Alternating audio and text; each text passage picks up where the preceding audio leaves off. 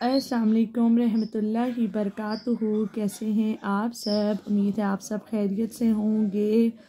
तो जैसे कि मैं हदीस मुबारक बहुत प्यारी लेके आती हूँ, हुज़ूर पाक सल्लल्लाहु अलैहि वसल्लम का फरमान मौला अली अलैहिस्सलाम जो फरमाते हैं, बयान लेके आती हूँ, बयान करती हूँ। तो आप उस पे अमल किया करें और आगे भी फॉरवर्ड किया करें ताकि कुछ लोग अमल करें और उनकी आखिरत संवर जाए। या आपके लिए सदका जारिया है अगर कोई अमल करेगा। अगर आप मेरी बात पे करेंगे तो मेरे लिए सदका जारिया बनेगा। तो इसी तरह हम सबको इन बातों पे अमल करना चाहिए, ज़रूर करना चाहिए।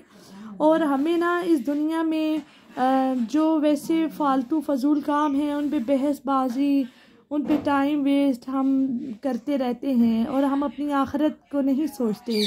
यकीन माने मेरे बहन भाइयों कि जो ये लम्हात हैं जो हमें यहाँ ज़िंदगी मिली, हम दोबारा हमें कभी नहीं मिलेगी। हम जब चले जाएंगे तो महशर में हम एक बार फिर कहेंगे कि काश है अल्लाह हमें दोबारा से ज़िंदा कर दे, हमें दोबारा से इस दुनिया पे पहुंचा के हमने जो भी हमारे काम रह गए हैं अधूरे, जो नेकियां, जो अमल नेक करने हैं वो हम दोबारा से कर लें।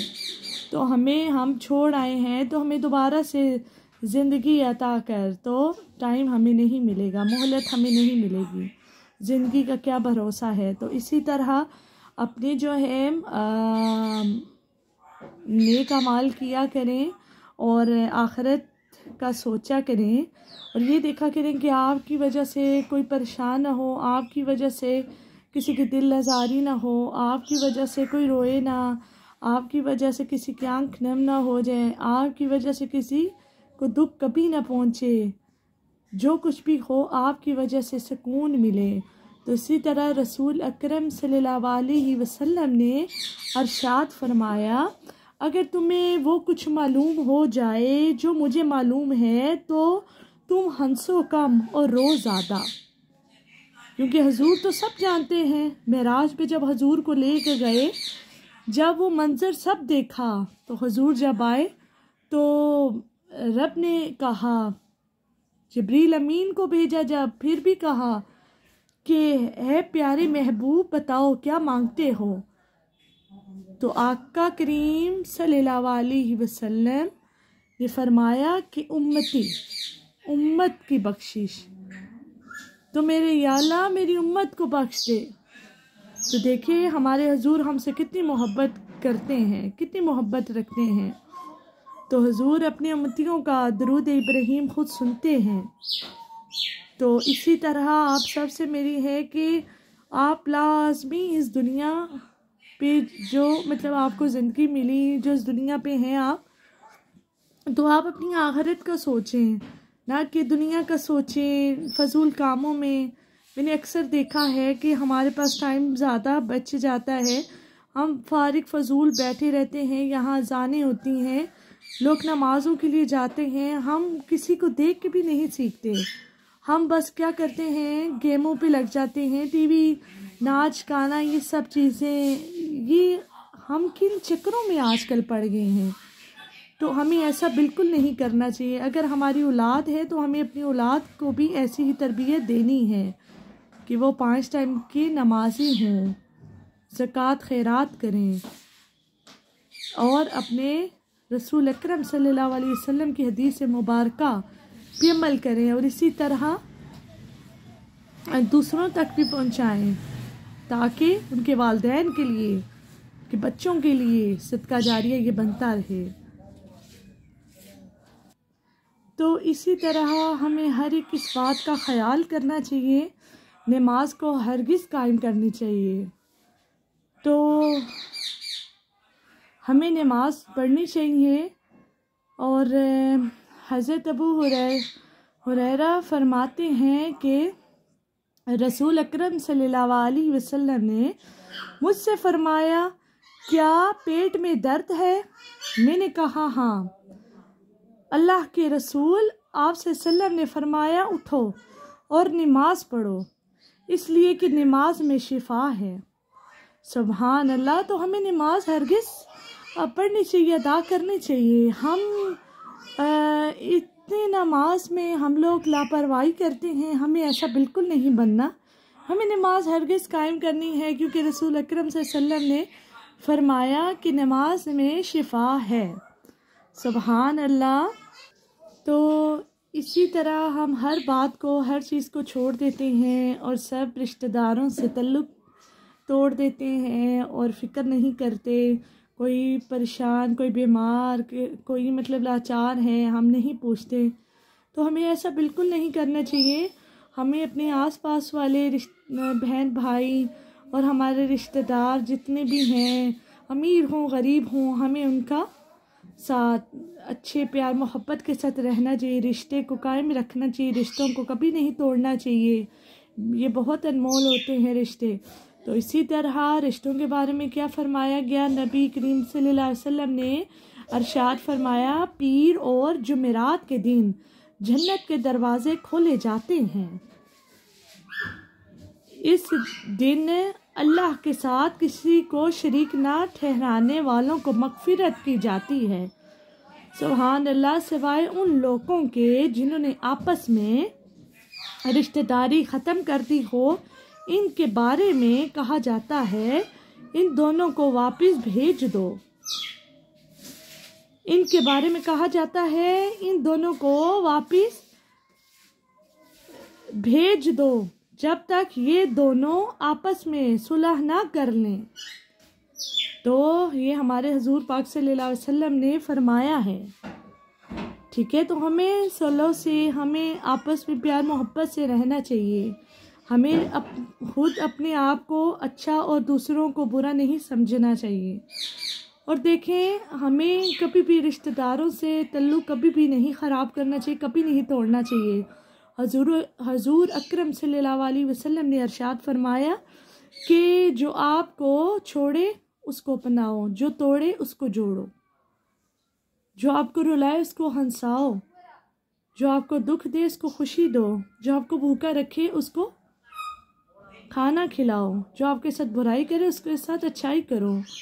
आप अपने अमाल को देखें, आप अपनी कब्र को देखें, ना कि आप अपना जो है ना अच्छा करते हैं और बदले में आप भी उनसे अच्छा मतलब अच्छे उनसे बदला चाहें।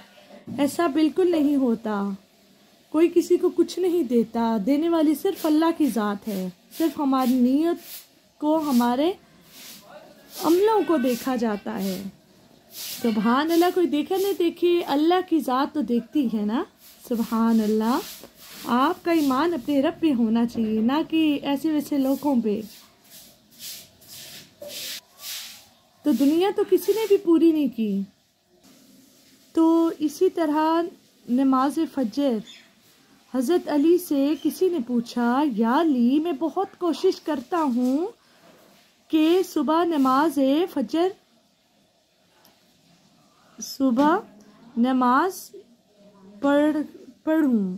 पढ़ूँ, उठा करूँ, नमाज पढ़ूँ। तो हज़रत अली ने इरशाद फरमाया, ये नींद की वजह नहीं है, ये नींद की वजह नहीं है, ये तो तुम जो सारे दिन में गुनाह करते हो वो तुम्हारी गर्दन में तोक, हाथों में हथकड़ी और पाँव में बेड़ियां बनकर तुम्हें उठने नहीं देता। माज़अल्लाह। तो इसी तरह हमें कोशिश करके उठ के ज़बरदस्ती नमाज अदा करनी चाहिए, चाहे जितनी भी हथकड़ियाँ बेड़ियाँ क्यों ना पड़ जाएं, हमें फिर भी नमाज अदा करनी चाहिए। ये सब शैतानी वसवसे हैं, ये हमारे गुनाह हैं जो हमें आगे नहीं बढ़ने देते। क्या पता हमारे पहाड़ों जैसे गुनाह, इतने ज़्यादा गुनाह हम एक नेकी करें तो वो सारे गुनाह अल्लाह की ज़ात माफ़ कर दे। अल्लाह बहुत अपने बंदे से मोहब्बत करते हैं, बहुत मोहब्बत रखते हैं। हमारा ईमान हमारे रब पे है। सुभान अल्लाह। तो इसी तरह मोहताजी और गुर्बत के मतलब 7 चीज़ों से आती हैं। नंबर 1, जल्दी जल्दी नमाज पढ़ने से। कुछ लोग हैं जो कहते हैं जल्दी जल्दी नमाज अदा कर लें, वो काम रहता है, ये काम रहता है। ये नहीं उन्हें पता वो और ये दुनिया के सारे काम यही रह जाने हैं, जिस पे जल्दी कर रहे हैं वो ही आगे जाने हैं। सुभान अल्लाह। तो नंबर 1, जल्दी जल्दी नमाज पढ़ने से मोहताजी गुर्बत आती है मेरे बहन भाइयों। नंबर 2, खड़े होकर पानी पीने से, क्योंकि खड़े होकर पानी पीना नहीं चाहिए, बिल्कुल भी नहीं चाहिए। बैठ के बिस्मिल्लाह पढ़ के और आराम से पानी पीना चाहिए। सुभान अल्लाह। नंबर 3, मुंह से चिराग बुझाने से, तो हमें ऐसा बिल्कुल नहीं करना चाहिए। नंबर 4, आस्तीन या दामन से मुंह साफ करने से, हमें ऐसा ये भी बिल्कुल नहीं करना चाहिए। कुछ लोग खा पी लेते हैं, कुछ लोगों को फ्लू कुछ भी हो जाए तो क्या करते हैं, उनके जो आस्तीन होते हैं, ये दामन होता है, वही कपड़ों से मतलब साफ कर रहे होते हैं हाथ मुंह, तो उसी से नमाज के लिए खड़े हो जाते हैं, वही लिबास पहन के चल रहे होते हैं। ऐसा नहीं करना चाहिए माज़अल्लाह। नंबर 5, असर के बाद घर में झाड़ू देने से, क्योंकि झाड़ू सुबह सुबह देना चाहिए। नमाज ये जब रात पड़ जाती है, शाम पड़ जाती है, बिल्कुल भी झाड़ू नहीं घर पे देना चाहिए। गुर्बत आती है, तंगदस्ती होती है, मोहताजी होती है। नंबर 6, दांतों से नाखून तोड़ने से, माज़अल्लाह, ऐसा भी बिल्कुल नहीं करना चाहिए। हम दांतों से अल्लाह का रिस्क खाते हैं, हम इस अपने मुंह से कलाम पढ़ते हैं, अपने अल्लाह की इबादत करते हैं, तो हम इन्हीं जो हैं ये दांत जो हैं इन्हीं से मतलब हम लोग ना नाखून तराश रहे होते हैं। हमें ऐसा नहीं करना चाहिए। और असल में नाखून जो हैं वो जुमे वाले दिन काटने चाहिए, तो जुमे वाले दिन ही तराशने चाहिए, नाखून काटने चाहिए, क्योंकि कहते हैं 100 बीमारियां, कितनी बीमारियां बंदे से दूर होती हैं। जुमे वाले दिन ही नाखून को काटना चाहिए। और असर के बाद जो मैंने आपको बताया ना कि झाड़ू भी मत दिया करें। और इसी तरह नंबर 6 था कि दांतों से नाखून तोड़ने से गुर्बत मोहताजी आती है, ऐसे नहीं करना चाहिए। नंबर 7, फजर की नमाज के बाद फ़ौरन सोने से, तो फजर की नमाज के बाद मेरे बहन भाई उठ के अल्लाह की इबादत करनी चाहिए, नमाज पढ़ के इबादत करनी चाहिए, अच्छे अच्छे काम करने चाहिए, रिस्क रोज़ी की तलाश में जाना चाहिए, और ना कि हम दोबारा से सो जाएं। और जब फजर की अजान होती है, कुछ लोग सो रहे होते हैं, सुबह का टाइम होता है, तो अल्लाह ताला फरिश्तों से फरमाते हैं, जाओ जाके देखो कोई है मांगने वाला, जाओ जाके देखो कोई है रिस्क की तलाश में, जाओ कोई है जो मुझसे मांगे मैं उसको दूं। तो कुछ लोग होते हैं ऐसे, मैंने घर देखे, कुछ लोग ऐसे, मेरी बहनें भाई बुजुर्ग, कुछ लोग ऐसे होते हैं जो बिल्कुल नमाज की तरफ नहीं जाते। सुबह सुबह क्या उठें, ठंड है तो सर्दी में क्या वुज़ू करें, क्या नमाज पढ़ें, गर्मी है तो हाँ बस छोड़ो, हमारी तो नींदें पूरी नहीं हुई, लाइटें चली गई, थकावट हो गई, भाई फलां बीमारी हो गई, बीमार हो गई। ये नहीं पता कि हुजूर अकरम सल्लल्लाहु अलैहि वसल्लम ने फरमाया कि नमाज में ही शिफा है, और आप मेडिसिन ले रहे हैं। क्यों? आपका ईमान नहीं है ना, आप अपने ईमान को ज़ाया कर रहे हैं। अगर ऐसा है तो आप एक बार आप ट्राई करें, अपना ईमान अपने रब पे रखें और आप नमाज को कायम करें। आपको मेडिसिन किसी चीज़ की लेने की मेरे बहन भाई ज़रूरत नहीं पड़ेगी।